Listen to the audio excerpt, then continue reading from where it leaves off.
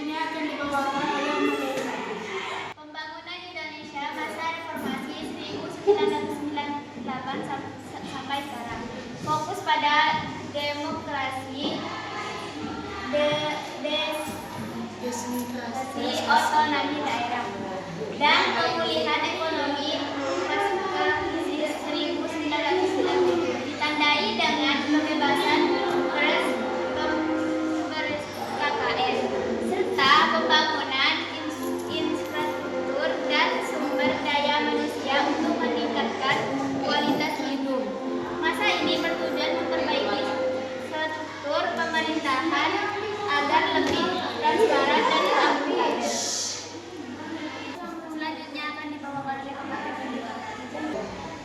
1. Latar belakang dan tujuan reformasi. Latar belakang: krisis ekonomi 1997, KKN, korupsi, kolusi, nepotisme merajalela, serta menurunnya kepercayaan rakyat terhadap pemerintahan Orde Baru.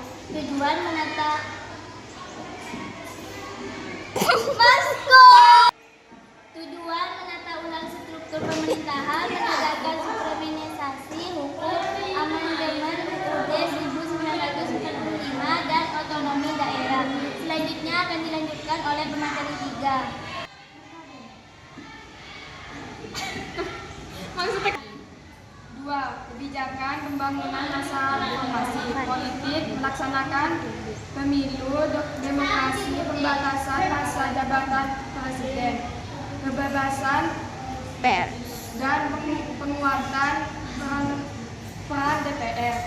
Ekonomi: restrukturisasi perbankan, badan penyihatan perbankan nasional BPPN, penguatan UMKM dan investasi asing.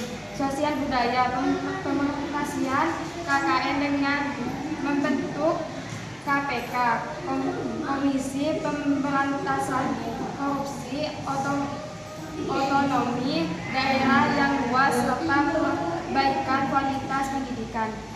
Selanjutnya akan dibawakan oleh pemateri 4. 3. Tahapan pemerintahan dan fokus pembangunan. B.J. Habibie: penyelamatan ekonomi dari krisis, merestrukturisasi perbankan, dan pemilu 1999.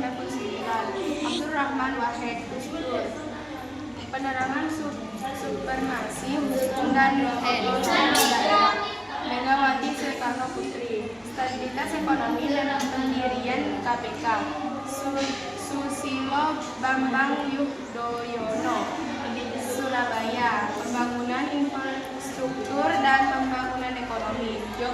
Joko Widodo: pembangunan infrastruktur masif (jalan tol, bandara, bendungan, dan ekonomi digital).